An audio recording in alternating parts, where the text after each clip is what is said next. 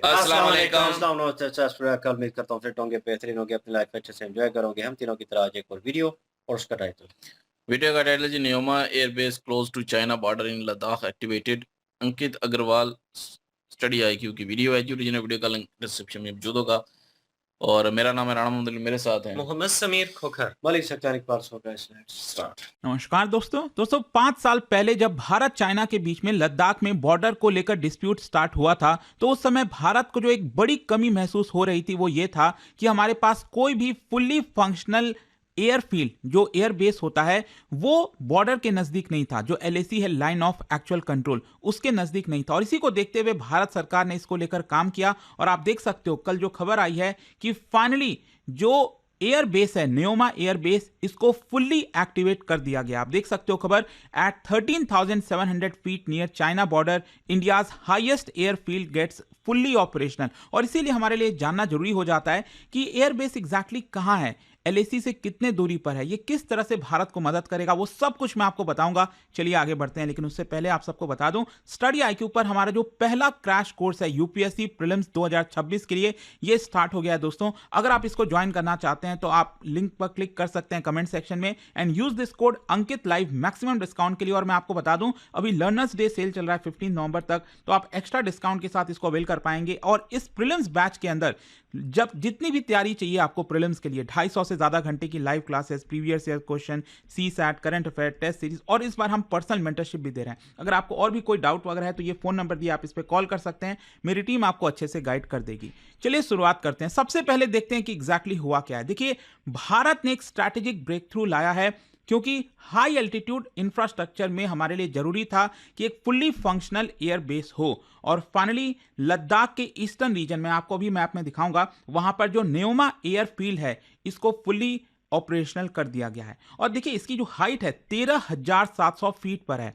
इसको कंफ्यूज मत कर देना दौलत बेग ओल्डी से, क्योंकि वहां पर भी आपको देखने को मिलेगा रनवे, लेकिन वो फुल्ली फंक्शनल एयर बेस नहीं है। और ये भारत का सबसे हाईएस्ट फुल्ली ऑपरेशनल एयरफील्ड देखने को मिलेगा, जो कि लाइन ऑफ एक्चुअल कंट्रोल के काफी नजदीक है। अच्छा, इसको क्यों फुल्ली फंक्शनल बोला जा रहा है? क्योंकि क्या है ना, कल यहां पर C-130J सुपर हरकुलस, इसकी लैंडिंग कराई गई हमारे चीफ ऑफ एयर स्टाफ के द्वारा। आप देख सकते हो खबर, Indian air force chief lands C-130J। ये आप देख सकते हो राइट साइड में, ये जो एयरक्राफ्ट है हम इसकी बात कर रहे हैं, ये अमेरिका से हमने खरीदा था। 4 इंजन का एयरक्राफ्ट है। ये बेसिकली ट्रांसपोर्ट में काम आता है। जैसे हमें अगर अपने ट्रूप्स को पहुंचाना हो, भारी भरकम सामान पहुंचाना हो नजदीक, वहां पर टैंक्स पहुंचाने हो, तो उसमें ये बहुत ज्यादा काम आता है। और इसीलिए इसकी जब लैंडिंग कराई गई तो इससे पता चला कि हाँ, अब ये जो पूरा एयरफील्ड है ये फुल्ली फंक्शनल हो चुका है। मतलब किसी भी फाइटर जेट को, किसी भी एयरक्राफ्ट को हम वहां पर उतार सकते हैं। अच्छा, ये जो न्योमा एयरफील्ड है वो कहां पर है एग्जैक्टली, वो समझने की जरूरत है। ईस्टर्न लद्दाख में, अगर आप इसका मैप देखोगे, यहाँ पर ये लद्दाख वाला पूरा रीजन आप देख सकते हो। और यहाँ पर आप सब जानते हैं कि जो एलएसी है वो कुछ इस तरह से आपको देखने को मिलता है। ये भी हमारा इलाका है एक तरह से, अक्साई चीन जिसको कहा जाता है, लेकिन चाइना ने 1962 के वॉर में इसको कैप्चर कर लिया था। तो यहाँ पर अगर आप ध्यान से देखेंगे, ये आपको ले देखने को मिलेगा। ये है आपका पैंगोंग सो लेक, ये जो आप देख रहे हो, और उसके जस्ट नीचे, पैंगोंग सो के नीचे, यहां पर है न्योमा हेलीपैड है। न्योमा बेसिकली जो एयरफील्ड की हम बात कर रहे हैं। और यहां पर से एक नदी गुजरती है, स्पेशली मैं आपके एग्जाम पर्सपेक्टिव से बता रहा हूं, ताकि कुछ ऐसा सवाल आए कि वहां से कौन सी नदी गुजरती है, तो ध्यान रखिएगा, इंडस नदी यहां से गुजरती है, नदन साइड में इस तरह से जाती है। तो ये बेसिकली ईस्टर्न लद्दाख में है। एल्टीट्यूड 13,700 फीट, और इसकी जो दूरी है एलएसी से, लाइन ऑफ एक्चुअल कंट्रोल से, वो हार्डली 25-30 किलोमीटर के आसपास आपको देखने को मिलेगा। और इसका जो रनवे का लेंथ है ना, जो रनवे बनाया गया है वहां पर, वो करीब 2.7 किलोमीटर के आसपास का है। और इसका जो बजट है करीब 200 से 250 करोड़ का खर्चा आया। इसको किसने बनाया है? बॉर्डर रोड ऑर्गेनाइजेशंस ने, with advanced high altitude engineering units के मदद से। और इसको कमिश्निंग तब किया गया कल, जो है जैसा मैंने आपको बताया कि इंडियन एयरफोर्स के चीफ ने जो एयरक्राफ्ट है उसकी लैंडिंग वहां पर करवाई। अच्छा, इंफ्रास्ट्रक्चर और कैपेबिलिटीज की हम बात करें न्योमा एयरफील्ड के बारे में, तो ये ऑल वेदर पेव्ड रनवे है। मतलब कि आप किसी भी समय, और स्पेशली आप जानती होंगे विंटर के समय कितना माइनस में चला जाता है वहां पर टेम्परेचर, तो यहां पर ट्रांसपोर्ट एयरक्राफ्ट C-130J, AN-32, इस तरह के सिमिलर एयर लिफ्टर्स जो हो गए, या फिर कोई भी फाइटर जेट हो गया, जैसे सुखोई 30 MKI, कोई भी जो फाइटर ऑपरेशंस अगर हमें करना है, तो किसी भी वेदर के समय कभी भी 24/7 हम वहां पर उसकी लैंडिंग टेक ऑफ करा सकते हैं। यहां पर इंस्टॉलेशन की अगर हम बात करें तो advanced air traffic controller complex आपको देखने को मिलेगा, हैंगर्स हो गए, शेल्टर्स हो गया, डिस्पर्सल एरिया है, इसके अलावा क्रैश फायर फैसिलिटीज हो गई, fuel storage, refuelling system, winterized operational equipment. मैंने आपको बताया ना विंटर के समय ये बहुत डिफिकल्ट हो जाता है एरिया, तो वहां पर भी ऑपरेशनल करा सकेंगे। तो ये आपको इंफ्रास्ट्रक्चर कैपेबिलिटीज देखने को मिलेगी। अच्छा, इसको फुली ऑपरेशनल का मतलब क्या हुआ? फुली ऑपरेशनल का मतलब ये हुआ कि दिन हो या फिर रात हो, हम वहां पर ऑपरेशंस कंडक्ट कर सकते हैं। और यहाँ पर ट्रूप का डिप्लॉयमेंट हो, हैवी लिफ्ट हो गया, रैपिड रीसप्लाई, ये सब चीजें हम कर पाएंगे। इसके अलावा फॉरवर्ड स्टेजिंग, मतलब कभी भी अपने ट्रूप्स को आगे की तरफ ले जाना हो तो वो ये प्रोवाइड कर पाएगा। और साथ ही साथ जो ISR होता है, मतलब इंटेलिजेंस, सर्वेलेंस, रिकॉनेसेंस, तो ये सारी चीजें भी भारत कर सकेगा। जो कनेक्टिविटी है इस सेंसिटिव रीजन में वो यहां पर आपको देखने को मिलेगी। अच्छा, इसका स्ट्रैटेजिक सिग्निफिकेंस क्या है? सबसे पहला है चाइना बॉर्डर। बेसिकली जो एयरफील्ड की प्रॉक्सिमिटी है LAC के पास, इसकी वजह से रैपिड मोबिलाइजेशन पॉसिबल हो पाएगा ईस्टर्न लद्दाख में, जो कि अभी नहीं हो पाता था। बहुत मुश्किल लगता था, काफ़ी दिक्कतें आती थी। और इंडिया चाइना का जो टेंशन हुआ 2020 के बाद से, इसकी नीड काफ़ी हो गई, क्योंकि आप चाइना पर फुल्ली भरोसा नहीं कर सकते। तो इसकी वजह से ये एक तरह से डेटरेंस का भी काम करेगा। मतलब चाइना को पता रहेगा कि हाँ भाई देखो, भारत ने भी अपना एयरफील्ड वहाँ पर बना दिया है, और अगर उसको लगता है कि कभी भी वो हमारे ऊपर कुछ भी थोड़े बहुत चीज़ें कर पाए, तो वो भी करने से सोचेगा, क्योंकि वहां पर हम कभी भी डिप्लॉयमेंट कर सकते हैं किसी भी के समय। फिर इसके अलावा रेस्पॉन्स टाइम काफ़ी कम हो जाएगा। पहले क्या है कि आपको ले वाला जो एयर बेस था उसके ऊपर डिपेंडेंट होना पड़ता था, चंडीगढ़ के ऊपर डिपेंडेंट होना पड़ता। लेकिन अब आप सोचिए, डायरेक्टली LAC के नज़दीक इसको लाना, मतलब जो लॉजिस्टिक्स वगैरह है, ये सब चीज़ें बड़ी आसान हो जाएंगी। न्योमा की वजह से यहाँ पर जो ऑपरेशनल डिस्टेंस है वो बहुत तेज़ी से कम होगा। और जो फॉरवर्ड एरियाज़ हैं जैसे चुसूल, डेमचौक, रेजांगला, तो वहां पर हम चीज़ों को आसानी से पहुंचा सकते हैं। फिर इससे क्या होगा कि जो बाकी के हाई एल्टीट्यूड एयर स्ट्रिप्स हैं उसको ये कॉम्प्लीमेंट करेगा। मैंने आपको बताया ना, दौलत बेग ओल्डी, ये बेसिकली इसका एल्टीट्यूड और ऊपर है, सबसे हाईएस्ट एयरफील्ड कहा जाता है, तो 16,600 के फीट पर है। लेकिन ये एडवांस लैंडिंग ग्राउंड है, ये फुल एयर बेस नहीं है दौलत बेग ओल्डी में। लेकिन न्योमा क्या करेगा, उसको एक जो ब्रिज, एक जो गैप हो गया था, तो एक ब्रिज की तरह काम करेगा कि हम एडवांस लैंडिंग ग्राउंड के अलावा यहाँ पर जो फुल फ्लेजेड फाइटर बेस होता है वो भारत ने ऑपरेट करके यहाँ पर दिखाया। ये पहला major fighter capable air base है इतने ऊंचाई पर। और स्ट्रैटेजिक सिग्नलिंग भी है, मतलब एक स्ट्रांग मैसेज हम चाइना को दे रहे हैं कि भारत के पास कैपेसिटी है कि हम बॉर्डर जो इंफ्रास्ट्रक्चर है उसको हम फोर्टिफाई कर सकते हैं, उसको हम प्रोटेक्ट कर सकते हैं। यहाँ पर चाइना कोई भी हरकत करने से पहले उसके बारे में सोचेगा। फिर इसके अलावा अगर हम बात करें इसके कंस्ट्रक्शन की, कितना चैलेंजेस आया, ये इतना बड़ा अचीवमेंट क्यों बताया जा रहा है? सबसे पहला है एल्टीट्यूड रिलेटेड डिफिकल्टीज। आप सोचो ना, एयर डेंसिटी वहां पर बहुत कम होती है, और क्या है ना कि जब एयर डेंसिटी कम होगी, जब एयर की क्वांटिटी कम होगी, तो इससे ऑब्वियस सी बात है एयरक्राफ्ट इंजन का जो थ्रस्ट है वो कम हो जाता है, एयरक्राफ्ट को लिफ्ट कराने में मुश्किल हो जाती है। और इसी की वजह से क्या होता है ना, यहाँ पर आपको लॉन्गर रनवे चाहिए होते हैं इस तरह के एयर बेसिस पर, ताकि वहां पर आपको लिफ्ट कराने में थोड़ा सा मदद मिल सके। अगर वो छोटा रनवे होगा तो आप नहीं करा पाओगे, क्योंकि वैसे ही थ्रस्ट कम आएगा, लिफ्ट कम होगा एयरक्राफ्ट का। फिर इसके अलावा यहाँ पर जो एयरक्राफ्ट सिस्टम है उसके ऊपर काफ़ी स्ट्रेस आता है, ह्यूमन फिजियोलॉजी पर काफ़ी स्ट्रेस आता है। इसके अलावा हार्श क्लाइमेट की अगर हम बात करें, विंटर्स के समय 30 डिग्री सेल्सियस ये ड्रॉप हो जाता है। मुझे तो याद है, मैं लद्दाख जब गया था तो रात को हम थोड़ा सा जब लेट नाइट हो गया था, घूम रहे थे सड़क पर, तो टेम्परेचर देखा -10 डिग्री। वो तो हम वहाँ की बात कर रहे हैं। इधर अगर आप देखोगे तो विंटर्स के, और वो भी मुझे याद है शायद वो अप्रैल का महीना था, अगर आप एकदम विंटर पीक विंटर देखो दिसंबर जनवरी में, तो -30 डिग्री सेल्सियस तक चला जाता है। तो बहुत ज़्यादा स्नो, आइस, इस तरह की हार्श क्लाइमेट में इस तरह का एयर बेस कंस्ट्रक्ट करना अपने आप में एक इंजीनियरिंग मार्वल है। तो जितने भी इंफ्रास्ट्रक्चर है उसको विंटर हार्डेंड आपको बनाना है, ताकि विंटर के समय भी आप एयर बेस को ऑपरेशनल कर सको, यहाँ पर दिक्कत ना आए, एयरक्राफ्ट वहाँ पर आसानी से लैंडिंग कर जाए, उसको टेक ऑफ किया जा सके। फिर ये ब्रो के लिए भी, मतलब बॉर्डर रोड ऑर्गेनाइजेशन के लिए भी एक बड़ा अचीवमेंट है। लॉजिस्टिक्स, क्योंकि आप सोचिए ना, पूरा एयर बेस बनाना छोटा चीज़ तो है नहीं, आपको कितने सामान वगैरह वहाँ तक पहुँचाने होंगे, हैवी मशीनरी हो गया, तब जाकर ये बनकर तैयार हुआ। यहाँ पर प्रिसीजन सरफेसिंग होनी चाहिए, जो रनवे वगैरह है, जितनी भी चीज़ें हैं वो हाई एलिवेशन पर आप बना रहे हो। और इनफैक्ट मैं आपको बता दूँ, इस एयर बेस में कुछ जो सेगमेंट है प्रोजेक्ट का, वो ऑल वुमेन इंजीनियरिंग टीम को भी सौंपा गया था। तो एक सिंबॉलिक माइलस्टोन भी आप कह सकते हो, जहां पर महिलाओं का पार्टिसिपेशन को ज्यादा बढ़ाया जा रहा है। अच्छा, इसका मिलिट्री और जियोपॉलिटिकल इंपैक्ट क्या आएगा? देखो, सबसे पहले ऑपरेशनल एडवांटेज, मतलब जो ट्रूप्स हैं उसका रैपिड डिप्लॉयमेंट कर पाना, ये हमारे लिए एडवांटेज का काम करेगा। हाई स्पीड रीइंफोर्समेंट क्राइसिस के समय वो हो सकेगा। एक प्रकार से जो सस्टेन्ड एयर ऑपरेशंस होता है सेंसिटिव बॉर्डर जोन में, वो हमारे पास एबिलिटी आ गई है। लॉजिस्टिक और सस्टेनेबल, मैंने आपको बताया कि लॉजिस्टिक्स वगैरह सप्लाई चेन ये एफिशिएंट हो जाएगी। टर्न अराउंड टाइम काफ़ी कम हो जाएगा। पहले ज़्यादा टर्न अराउंड टाइम लगता था, मतलब ज़्यादा समय लगता था आपको चीज़ों को बनाने में, करने में। फ्यूचर पोटेंशियल, हाँ, एक और चीज़ ध्यान रखिएगा, जैसे अगर आप लेह गए होगे, लद्दाख गए होगे, तो वहाँ पर जो आपका एयरपोर्ट है ना, वो सिविलियन यूज़ के लिए कुछ हद तक दिया हुआ है थोड़ा सा, ताकि कनेक्टिविटी बढ़ सके। तो हो सकता है कि आगे चलकर अगर वहाँ पर सिविलियन पर्पस की ज़रूरत पड़ेगी एयरक्राफ्ट की, तो ये वाला जो एयरबेस है उसको भी एक्टिवेट किया जा सकता है। खैर, यहाँ पर लिमिटेशंस भी हैं, बहुत सारे चैलेंजेस भी हैं, और वो क्या है? सबसे पहला है एल्टीट्यूड लिमिट्स एयरक्राफ्ट परफॉर्मेंस। आप कितना भी इंफ्रास्ट्रक्चर, कितनी भी चीज़ें कर लो, लेकिन अल्टीमेटली जो एयरक्राफ्ट वगैरह है, जैसे ये हरकुलस एयरक्राफ्ट की बात किया हमने, तो उसकी जो एक्चुअल कैपेसिटी होगी वो अपने फुल कैपेसिटी पर काम नहीं कर सकता है, क्योंकि मैंने आपको बताया वहाँ पर एयर थिन होता है, और इसीलिए उसको थ्रस्ट मिलना, लिफ्ट करना एयरक्राफ्ट को, वो डिफिकल्ट हो जाता है। तो उसकी जो कैपेसिटी है ओवरऑल लिफ्ट करने की, वो कम हो जाएगी। तो आपको वेट वगैरह का बहुत प्रिसाइज ध्यान रखना होगा, अदरवाइज बहुत बड़ा डिसास्टर भी हो सकता है।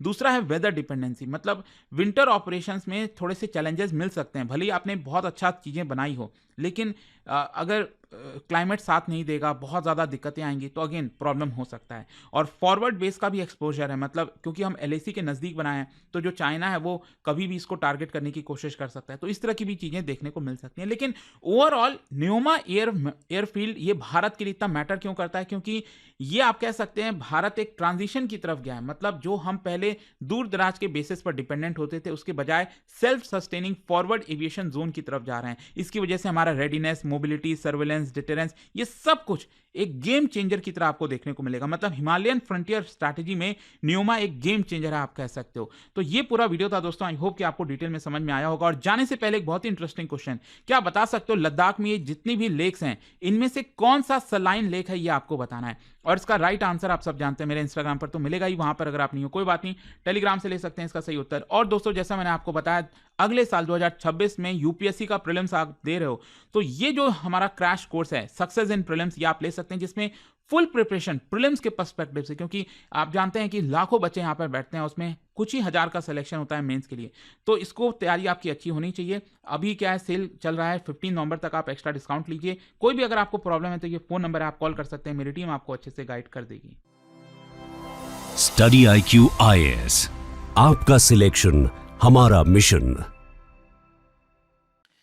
जी गाइस, और ये एक समझ ले कि ज़रूरी चीज़ थी इंडिया के लिए, ये एयरबेस बनाना उधर लद्दाख के बॉर्डर के करीब एलएसी के पास, क्योंकि वहाँ पे चाइना ने 2020 में सबने देखा था कि वो क्लैशेस हुए थे इंडिया और चाइना के बीच में। चाइना जो है वो अपनी हद से बढ़ रहा था उस वक़्त, और लेकिन उससे पहले जब जंग हुई थी 1900 मेरे ख्याल में 62 में शायद, तो हम्म, उस वक़्त वो कैप्चर कर लिया था एरिया, वो लद्दाख वाला जो लाइन ऑफ एक्चुअल कंट्रोल जो है बना है।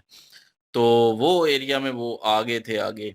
तो हालाँकि जो अपोज़िशन थी इंडिया में, वो कह रही थी जी इंडिया के जो है वो कब्ज़े कर लिए हैं इन्होंने, और मोदी सरकार जो है बता नहीं रही हमें। कांग्रेस ने बड़ा शोर मचाया था इस चीज़ पे, लेकिन मोदी सरकार ये कह रही थी कि वो इंडिया में आई नहीं है, वो असल में अपना लाइन ऑफ एक्चुअल कंट्रोल के अंदर है घुसे हुए। तो वो ना वो घुस सकते हैं, ना इंडिया उधर मतलब जा सकता है, यही लाइन ऑफ एक्चुअल कंट्रोल है, और कोई भी कुछ नहीं कर सकता। लेकिन चाइना वाले जो है वो उधर आ गए थे। तो ख़ैर, अब वहाँ पे जो है वो एक ज़रूरी था कि वहाँ पे फुली फंक्शनल जो है वो एक एयर बेस हो। तो वो इंडिया ने इस कमी को देखा उस वक़्त, और उस पे अमल दरामद किया, और आज जो है वो इन्होंने न्योमा एयर बेस जो है वहाँ पे तैयार कर लिया लाइन ऑफ एक्चुअल कंट्रोल पे। और अब वो फुली फंक्शनल है, और वहाँ पे जो है लैंड भी कराया गया एक त्यारा C-130J, जो है मेरे ख्याल में उसमें कौन बैठे हुए थे, चीफ ऑफ एयर स्टाफ। तो उनको जो है वो लेके आए हैं, और इससे उन्होंने बताया, और उन्होंने पूरी डिटेल बताई है कितना खर्चा आया है, कितने जो है वो जगह है, कितनी ऊंचाई पे है, और वहाँ पे एयर का कितना प्रेशर है, और ये सारी डिटेल जो है इन्होंने दी है। और कितना खर्चा आया, क्या हुआ, वहाँ पे कितनी मुश्किलात जो है उठानी पड़ती हैं, कितने माइनस पे जो है टेम्परेचर होता है, और उसको देख के जो है बनाया गया, उसके हिसाब से बनाया गया। और हवा का प्रेशर जो है इतनी बुलंदी पे कम होता है, तो फिर वो उस हिसाब से भी जो है वो लॉन्ग जो है वो उसके बनाए गए, अपना क्या कहते हैं रनवे उसको, runway. Track runway runway track long बिल्कुल, बनाए गए हैं ना, लॉन्ग ताकि बनाए गए लैंडिंग हैं। करने में आसानी हो। बिल्कुल। और काफ़ी सारा जो है खर्चा भी किया, और ये ज़रूरत थी इंडिया के लिए। और ताकि चाइना को काबू पाने के लिए, चाइना के ये जब अगली दफ़ा फिर से कोई ऐसी हरकत कर ले, क्योंकि एतबार नहीं है अब इंडिया को चाइना पे, और चाइना किसी भी वक़्त फिर से वही जबलें मारना शुरू कर दे। तो उसके लिए, उसको रोकने के लिए जो बॉर्डर होता है उसके पास जो है इंफ्रास्ट्रक्चर होना चाहिए, ऐसे एयरबेस हो और भी चीज़ें हों, और इंडिया जो है इस चीज़ की तैयारी कर रहा है। और इंडिया ने अपना जो बॉर्डर है वो सिक्योर करना है, और वहाँ पे इंफ्रास्ट्रक्चर और भी अभी बड़े-बड़े किस्म के जो है वो प्रोजेक्ट तैयार होने हैं। वो एक वीडियो हमने की थी, उसमें बता रहे थे कि लद्दाख के बॉर्डर पे जितनी भी वो लाइन ऑफ एक्चुअल कंट्रोल है या बॉर्डर लाइन है, वहाँ पे जो है इंफ्रास्ट्रक्चर जो है वो तैयार करना है इंडिया ने, ताकि कल को चाइना जो है घुस ही ना सके इधर। चाइना जो है वो कोई भी अहम करना जो बात है, जो हरकत है, वो ना कर सके यहाँ पे। लेकिन देखना पड़ेगा कि अब चाइना क्या करता है इसके मतलब ज़ाहिर है ये बना तो चाइना के लिए ही है ना, ये किसी और के मुल्क के लिए तो बना नहीं है, क्योंकि उसके बॉर्डर पार जो है वो चाइना ही है। अब चाइना क्या इस बात पे जो है वो काम करता है, शायद वो उसने अपने बनाए होंगे उधर जो इंफ्रास्ट्रक्चर, ज़ाहिर है ये चाइना ने भी बनाए हुए हैं अपने बॉर्डर के करीब-करीब। अब इंडिया भी बनाना शुरू कर, इंडिया ने भी भाई ज़रूरत समझा है इस चीज़ को, और ज़रूरी था ये बहुत ज़रूरी था। तो बहुत अच्छा काम किया जी। अपना एक डिफेंस में जो है वो एक और चीज़ का इज़ाफ़ा हो गया है इंडिया की। हुँ। तो ये करना ज़रूरी है, क्योंकि जिस तरह से यूएसए जो है वो जियोपॉलिटिक्स में एक बड़ा चेंज लेकर आ रहा है, और जी2 जो ब्लॉक उसने बनाया है चाइना के साथ, और उसको यही लग रहा है कि चाइना के साथ मिलकर वो पूरी दुनिया को कंट्रोल अप करने में कामयाब हो जाएगा। एक नई हिकमत अमली यूएसए की तरफ से जिस तरह से ये हुई है, ये बहुत बड़ा चेंज आया है। और इंडिया के साथ जिस तरह से पहले से ही चाइना की इख्तलाफात चल रही हैं, कोई उस तरह से अच्छे ताल्लुकात तो नहीं है, थोड़ी बहुत जो है वो बेहतर ताल्लुकात हुए थे, लेकिन यूएसए जो है वो इंटरफेयर यहाँ पे करके तो उसने चाइना के साथ अपना जी2 ब्लॉक बना लिया, क्योंकि यूएसए को लग रहा था कि जिस तरह से इंडिया, रशिया और चाइना, अगर इन 3 कंट्री मिलकर जिस तरह से वो एक दूसरे के साथ कोऑपरेट कर रहे थे, और जिस तरह से ताल्लुकात में मज़ीद बेहतरी आ रही थी, तो यूएसए को डर था कि ये 3 कंट्री अपना ब्लॉक ना बना लें। अगर ये तीनों कंट्री एक हो जाते हैं और ब्लॉक इनका बन जाता, तो यूएसए जो है उसकी साख कमज़ोर हो जानी थी, और असर-ओ-रसूख जो दुनिया के ऊपर मौजूद है यूएसए का, वो कभी भी नहीं रहना था। इसलिए यूएसए ने यहाँ पे जो चाल खेली है जी2 ब्लॉक बनाकर, और इंडिया ने भी ये उसके मुकाबले में बड़ा अच्छा काम किया है, क्योंकि आने वाले टाइम में जो ट्रस्ट है वो तो किसी के ऊपर भी नहीं किया जा सकता। लेकिन ये है कि चाइना के साथ दुश्मनी जो है वो तो चल रही है, पुरानी दुश्मनी है। वार भी एक हुई है चाइना के साथ, तो उन चीज़ों को मद्देनज़र रखते हुए इंडिया ने पहले से तैयारियाँ जो है वो अपनी शुरू कर दी हैं, कि अगर आने वाले टाइम में चाइना के साथ कोई इस तरह के इख्तलाफात होते हैं, कोई हालात ख़राब होते हैं, युद्ध वाली स्थिति बनती है, तो उसमें इंडिया की जो ख़ामी थी, जो कमी थी, उसका वो फ़ायदा ना उठा ले। ये एक बहुत बड़ी कमी थी कि एयर बेस जो है एलओसी के करीब इंडिया के पास नहीं था, और वहाँ पे होना एयर बेस जो है वो ज़रूरी था। और जितनी भी लेटेस्ट टेक्नोलॉजी है वो वहाँ पे यूज़ की गई है, क्योंकि वहाँ पे माहौल ही इस तरह का है। लद्दाख में एक तो ठंड बहुत ज़्यादा है, और टेम्परेचर को कंट्रोल करने के लिए उस तरह से वो टेक्नोलॉजी का यूज़ किया गया है कि जो भी वहाँ पे जेट होंगे, उनको किसी भी किस्म की कोई दिक्कत अगर होती है, तो उनको कंट्रोल में कैसे किया जा सकता है, उस हवाले से भी पूरी तरह से सारे जो बंदोबस्त करने ज़रूरी थे, वो भी कर लिए गए हैं। तो चाइना जो है अब उसको भी ये पता चीज़ें चलेंगी, क्योंकि अब इस चीज़ से ये इंडिया को फ़ायदा होगा कि इतनी जल्दी जो है वो चाइना कोई भी डिसीज़न इंडिया के खिलाफ नहीं लेगा जैसे पहले ले लेता था। तो ये एक बहुत बड़ी कामयाबी जो है वो इंडिया की मानी जा रही है। बिल्कुल जी। और एयर बेस बेस जो है वो तैयार कर दी गई है, और इस पे जो है जहाज़ को उतारा गया और टेस्ट आउट किया गया। बहुत सारी ऐसी चीज़ें थी जिसमें जो है एयरक्राफ्ट को प्रॉब्लम्स हो सकती हैं, और ये बेसिकली आप सबको पता है, एवरीवन नो दैट, ये छोटी बात तो है नहीं है कि भाई जैसे अमेरिका जो है वापस माँग रहा था अपनी एयर बेस जो है, बट ग्राम जो है मेरी एयर बेस है, मुझे वापस चाहिए और ये और वो। तो वो किस लिए थी? चाइना के ऊपर नज़र रखने के लिए। अब इंडिया जो है यहाँ पे अ, एक और जो है बेस तैयार की है, तो मेरे ख़्याल में भाई ये सबको पता है कि चाइना के साथ जो 19-20 का आंकड़ा चल रहा है, इंडिया का चल रहा है। तो भाई उनको अब रिफ्यूलिंग के लिए, आने-जाने के लिए ये चीज़ें जो हैं, ये इनको पहले कह लें कि टाइम कंज़्यूम करती थी चीज़ें, और जंग की सिचुएशन हो, ऐसी स्थिति बनी हो, तो ऐसी सिचुएशन में भाई फिर एक जहाज़ जो है काफ़ी इतना बड़ा है, वो वापस जाएगा, या जेट है, ठीक है? वो थोड़ा टाइम कंज़्यूम करेगा, लेकिन फिर भी बहुत ज़्यादा है जंग के लिहाज़ से। अगर ये एयर बेस नज़दीक होगी, तो भाई उनके लिए रिफ्यूल करना, दोबारा जितने भी इक्विपमेंट हैं उनको ठीक तरह से चेक करना, और उसके बाद वो अपना जो है दवाई का मवाद जो है अपने साथ लेके जाना, वो ईज़ी होगा भाई। वहीं पे वो सेटअप हो जाएगा, वहीं से उसने फ्लाई करना है, कम टाइम में जनाब अटैक करके वापस आ जाएगा। ये सिचुएशन भी है। और इन चीज़ों को देखते हुए उन्होंने एक पूरा जो है इस एयरपोर्ट को जो है, सॉरी एयरबेस को जो है वो तैयार किया है, और आम आवाम के लिए भी बोल रहे हैं थोड़ा बहुत वो होगा कनेक्टिविटी के लिए, कि वो चीज़ भी बीच में आएगी। माइनस टेम्परेचर का बोला गया, तो उन्होंने कहा कि उस चीज़ का इम्पैक्ट क्या होता है, हमें तो इन अ सीरियस नोट उस वजह से पता नहीं था। लेकिन अभी मुझे सुन के ये थोड़ा बहुत पता चला कि वो इंजन थ्रस्ट जो है उसमें इम्पैक्ट डालता है, वो चीज़ जो है टेम्परेचर जो है। तो उन्होंने लिखा हुआ था कि -30 से भी नीचे चला जाता है टेम्परेचर। तो भई ठीक-ठाक ठंड जिसे कहते हैं ना, हर चीज़ जमाने वाली, वो वहाँ पे होती है। तो इन दैट टाइम मतलब वो उसका इंजन का थ्रस्ट जो है वो ठीक रहेगा, और सेकंड थिंग जो है वो कि एयरपोर्ट जो है सॉरी एयरबेस जो है उसका रनवे जो है वो ख़राब हो जाता है इतनी ठंड में, उस पे जो है बर्फ़ जमना, और ये चीज़ें जो हैं, क्योंकि भाई एरोप्लेन जो है वो लैंड करने हैं उन्होंने, और जब एक बहुत बड़ा जहाज़ जो है वो लैंड करता है, और इस तरह का जैसे C-130 था, उन्होंने जो शो ऑफ किया, जो अमेरिका से लिया है उन्होंने, तो वो जो है अभी जेट करेंगे, तो भाई ये थोड़ी बर्दाश्त कर सकते हैं कि जंग की सिचुएशन चल रही हो, और उसमें आपका जहाज़ जो है वो लैंडिंग करते हुए उसमें प्रॉब्लम हो, और वो गिरे और तबाह हो। तो वो सिचुएशन जो है वो उस चीज़ को कंट्रोल करने के लिए उन्होंने जो है बहुत सारी चीज़ें जो है बीच में उनको मद्देनज़र रखते हुए ये जो है वो क्रिएट किया है, और चाइना को ये नज़र आ रहा होगा साफ-सुथरा कि भई वो बन गया है। मैंने मेरे ख़्याल में 1 दिन पहले ही कहीं एक फ़ोटो जो है, क्लिप जो है, वो देखा। उसमें यही जहाज़ जो है वो अमेरिकन जहाज़ जो इंडिया ने परचेज़ किया हुआ है, वो फ्लाई कर रहा था।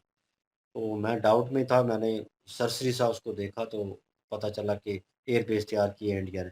और वहीं पे मुझे सारी कहानी जो है वो रियलाइज़ हो रही थी कि ये चाइना के लिए होगा, और आने वाले वक़्त में जो है चाइना को जो है अब हर कंट्री जो है अपने में से सोच रही है भाई कि अपना डिफेंस जो है वो किस तरह मज़बूत करना है, अपनी वहाँ पे लाइन ऑफ देखा जाए कंट्रोल। तो चाइना और जो पाकिस्तानी कश्मीर है, उस उसके नज़दीक भी पड़ जाता है ना ये। तो भाई वे एक तीर से दो शिकार हो जाएँगे फिर। मतलब बात तो यही है ना, सोच समझ लेकिन के ज़्यादा उन्होंने। चाइना के नज़दीक ही है ना। तो चाइना के लिए किया जा रहा है, अगर इंडिया को मेरे ख़्याल में, या चाइना सॉरी इंडिया को अगर ज़्यादा ख़तरा है ना, अगर इस चीज़ से कि भाई लद्दाख में उनकी चलती रहती है इस चीज़ को लेकर, वो उस एरिया का ज़िक्र भी हुआ जो पास्ट में जो है इंडिया से लिया गया, और वो भी इसी में इंक्लूड आता है। तो अब वो उनको हो सकता है कि अभी भी चल रहा था, ये पीछे झड़पें हुई थी कुछ साल पहले ही। तो इसी चीज़ को लद्दाख और तिब्बत और ये एरिया जो थे, और इनको लेकर हो रही थी, और उसमें पानी का कोई सिलसिला था, और वो जो है वो चीज़ें चल रही थी। अब पता है भाई कभी भी यहाँ पे भी जंग छिड़ सकती है, और ये चीज़ भी हो सकती है। तो एक रोकने के लिए एक चीज़ जो है की जाती है कि आने वाले वक़्त की प्लान इम्प्लीमेंट कर लिया जाए इन अ गुड वे, ताकि जब टाइम आए तो हमारे पास ये जो है कमी ना रहे कि हमारे पास नज़दीक एयरबेस नहीं है, और हम जंग किस लिए हार गए, क्योंकि जहाज़ दूर से रिफ्यूलिंग करके आते थे, और सामान लाना और सारा कुछ करना, और पैराट्रूपर्स को उतारना, तो फिर वो लेने जाना भी टाइम लेती है चीज़। तो ये जो जहाज़ इन्होंने C-130 जो है बता रहे हैं कि भाई इनको इसको वाया चाहिए। वाया मीन्स कि इसने घूमना है तो एकदम से नहीं घूम सकता। तो इसको भी वाया चाहिए, काफ़ी देर पीछे से जाके इसने पूरा एक घुमाव करना है। अब वो कितनी डिग्री का होगा, क्या होगा, कितना टाइम ये लेता होगा। तो जहाज़ बहुत बड़ा है। 4 इंजन वाला जहाज़ है ये। तो फिर वो चीज़ें जो हैं वो देखने लायक लायक होती हैं, जंग की सिचुएशन में एक-एक सेकंड जो है बड़ा इम्पोर्टेंट होता है। तो नज़दीक होगा भाई, तो वहीं पे उसने लैंडिंग करनी है, वहीं पे रिफ्यूलिंग और सारा कुछ होना है। तो जेट के लिए जो दूसरे जेट होंगे, सुकोई और एमके क्या नाम था सेकंड जो था, कोई 30 है ना। कोई 30 और एक और था, उसका भी ज़िक्र हुआ बीच में। ख़ैर वो जो है फाइटर जेट जो हैं, उनके लिए मुश्किल नहीं होगी। ये भी एक जो है एक पॉज़िटिव पॉइंट है अगेन, और अच्छी चीज़ है भाई। हर कंट्री करती है अपनी सिक्योरिटी, अपनी सेफ्टी के लिए। तो इंडिया ने किया है, इसमें किसी चीज़ का किसी कंट्री को कंसर्न नहीं होना चाहिए। वो इंडिया में बन रहा है भाई, उनके बॉर्डर के अंदर है, और उन्होंने अपने हिसाब से अपनी कंट्री को सिक्योर रखने के लिए एयर बेस तैयार की, बिल्कुल उनकी नीड थी। डिफेंस भाई, डिफेंस अपना मजबूत रखना चाहिए। ये बिल्कुल हर नीड, कंट्री का अपना अपना हिसाब है। बिल्कुल। और ज़बरदस्त जी इन्फॉर्मेशन वाली वीडियो थी, और अगेन आप लोगों को इस चीज़ के ऊपर भी मुबारकबाद जी बनती है। कमेंट सेक्शन ओपन, आपके लिए क्या राय रखते हैं कमेंट सेक्शन में प्लीज़ बताइएगा, और इनकी ओरिजिनल वीडियो की लिंक भी डिस्क्रिप्शन में मौजूद होगी। प्लीज़ इनके थ्रू हमें भी सपोर्ट कर दीजिएगा। इंशाल्लाह मिलते हैं नेक्स्ट वीडियो में। अपना ख्याल रखिएगा, दुआ में याद रखिएगा। तब तक के लिए अल्लाह अल्लाह हाफिज़, हाफ़िज़। पीस।